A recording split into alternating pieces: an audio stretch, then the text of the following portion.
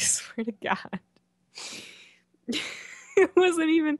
I was totally straight-faced until I heard you giggling. And like uncontrollable giggling, and then I had to giggle too. Because you were laughing at yourself pretty much. I wasn't even responding. All right. All right. I would tell you what he was talking about, but that would make it PG-13 and not just PG. So, game number 3, we're in a new series. I am solo casting without Rifkin, who is just kindly observing. We did not catch the first 2 games. We're in game number 3. It is on King Sejong Station. And in the bottom right, as the blue Protoss, it is Don't Panic.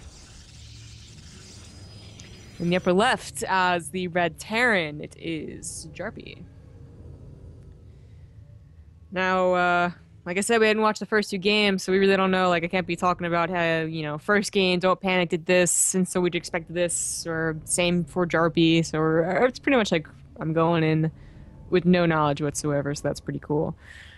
But I can certainly tell you what Ruff would really like to face, and I think Rifkin kind of covered it a little bit. But, you know, Ruff took care of Jarppi pretty easily. He was that was the first match that we cast today, and it was a 2-0. Jarppi, you know, he was kind of okay up to a point, and then it just really spiraled out of control very fast. I think if he was to go up against Ruff again, even though like you could say like, oh, it's a new series, he has a better idea of what Ruff is gonna do. Ruff still has like so many other builds. It seems to be that if they can, you know, be patient and don't panic. Hey, look at that!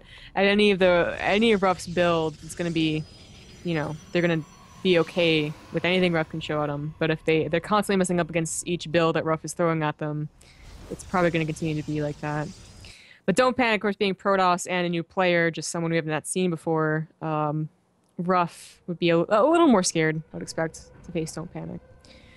We have an SCV scout going out here. Of course, you always want an SCV scout against a Protoss player as a Terran player because you want to see if they're going for an early gateway. If the Zealot gets past your Reaper without being scouted, if you just wait until your Reaper scouts the main, it will be too late, the bunker will be too late, and building a reactor on the racks actually forces your Marines to be just a little bit too late as well. It's very difficult to hold off, and a lot easier if you scout it.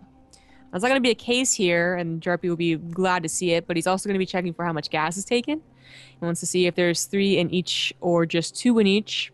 Now there's 3 in one, and funnily enough, I think there was supposed to be 3 in the other one, but the probe is just barely not reaching the gas. There it goes. He puts it in, so Don't Panic may be doing something a little cheesy, as the probe is on its way out to the left. If he's going to place a proxy somewhere, off to the left on top of the ledge is a good place to put it. As we can see, Jarppi, he scouted that there was 3 guys in gas, even though the third guy wasn't in A gas. He was supposed to be very quickly. So he's scouting up to the top right, trying to see if there's a proxy oracle, or if a pylon's being thrown down for the Twilight Council. As we can see, Don't Panic just puts it in his main, which is one place that Jarppi will have a very hard time scouting. The Reaper is finally going to come over here, and while you could argue that he had gotten some probe kills had he gone in immediately, honestly, the TVP Reaper is just for scouting, so the fact that he's coming in a little bit later is fine, as long as he does scout the Twilight Council coming at all. It's much more important. Jarppi being really, really precautious. He is getting 2 barracks, a factory, and a command center in his base. That factory is actually a lot faster. It's interesting to see the factory plus the racks. This Reaper gets in no problem whatsoever, even though Don't Panic had 2... I thought he had 2 stalkers, maybe just the one. No, he did have 2 stalkers. The other stalker is trying to attack the front, which is not a bad move, really.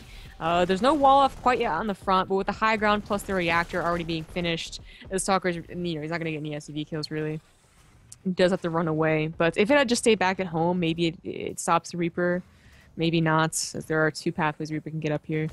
But Blink it is, and Blink is quite obvious. Jarppi's got on that Twilight Council. He knows exactly, okay, it's Blink. It's researching. Gotta prepare for that. Having the command center on the high ground is going to be very good for him. If he had it on the low ground, it would have been perfectly reasonable for him to just pick it up and go home. Just defend on one base. The reason we haven't been seeing so many Blink Stalker all-ins, especially off of one base, is that the maps aren't good for him. In fact, some people said that they were almost over nerfed the Blink Stalker build with the maps. There's just not a lot of good locations for them. What can be powerful is doing the two-base blink all in, where you just try and bust the front with only a slight threat of attacking, up a ramp or whatever. But this isn't that. This is like, I hope to surprise you and get you out of position, and just end it here on one base. I don't think it's gonna. It's just not as powerful in these new maps. It's basically it. And Jarppi, of course, scouted it, so there's not that surprise factor going on. He has two bunkers. He has a tank. Yes, the tank can be blinked upon, but not when it's secure behind a bunch of bunkers. And with the new maps, he can't blink past it. He tries to blink forward. He does take care of the bunker, but there's another bunker back here. Jarppi just puts another one down as well. And every second that he buys is better for him. Now, he has forgotten to start stim, which is kind of a big deal simply because when you have stim is generally when this push really stops being powerful or even threatening at all. It being very late is just, okay, there it goes. He remembers it. But it's just don't panic. I wonder what he's gonna do. He's just okay. Here's one thing he can do: is that he can wait a long time, get a bunch of stalkers, and then attack when Jarppi is thinking, "Oh, it's probably over." He's trying to go into the left. There's a blinkable spot over here, but Jarppi already took care of that with two tanks and a bunker over here. It's not gonna break up that. I like what he did there, though. He did test the waters a little bit with one stalker, but it's a very good defense. It's easily defensible too. It's the whole thing. Ah, yes. When the Twilight Council Blink Stalker doesn't work, go for the Dark Templar. It's not a bad idea, as the Blink Stalker all in it was kind of doomed to fail, honestly. As soon as I scouted it, and as soon as it was on one of these new maps, the one base blink just isn't very powerful. I'm gonna break down the rocks. Because I use blink stalkers need something to do to make their wage, I suppose. I don't actually know if it's really going to help him a lot. I guess he can now use the other pylon in case the other one did die. So 2 reinforcement spots now instead of just 1. No wall off for Jarppi, but he didn't really want it. Key thing is that Jarppi has had a SCV at the natural of Don't Panic, making sure that there was no expansion behind this, that he wasn't getting stuck in his base for too long, letting Don't Panic tech and macro out of it. There's always the chance, and now would be a good time. I mean, at 10:30, you gotta expect them doing something else besides just building Blink Stalkers. You gotta start thinking about maybe a secret base that you need to go check for, or, well, a secondary all-in, either with, a Robo or, of course, the Dark Templars. Which they're probably not gonna be an all-in. They're just gonna try and catch him by surprise. But he was already prepared for that. Engineering bay and missile turrets already on the way. Going down here with the low amount of units was very, very scary. He had only seen Blink Stalkers, but that doesn't mean that there wasn't a sentry on the low ground. And as we can see, there in fact was. It was just warped in. The DTs are trying to run past. It's not going to work though. Very, very well placed missile turret. And with that, and with 1 sentry force field burned, he assumes that there's not another one maybe? And pushes down. Yeah, risks pushing down. This is so risky, as the sentry does have another force field. 2 force fields, I believe. I guess Don't Panic is going to make this into a kind of an all-in, or maybe just a contain. He morphed the Dark Templars into Archons, because the Dark Templars obviously weren't going to do anything. But now he's just going to sit out the side. Alright. He did take care of the Reaper, so he's able to expand without Jarppi knowing about it, but Jarppi's got to figure by now there's no secondary all-in. He has to have thrown down a Nexus, at least. And I need to start thinking about really pushing out here, not letting him just contain me forever. He does load up a couple of units onto the low ground, which is a really good idea. With Blink Stalkers, you can stop this from happening, but Don't Panic was not thinking about it, and the entirety of the army gets down. Whoa, no force field whatsoever. A good spread, really good spread. This Archon really not doing the maximum amount of damage, and the Blink Stalkers will have to retreat. Oh, this is actually, it's fortunate they tore on those rocks, because that was the only retreat path. If those rocks are still up, I don't believe you can blink down there. Works in 1 DT at the last second. This will be annoying, as there's no missile turret on the low ground.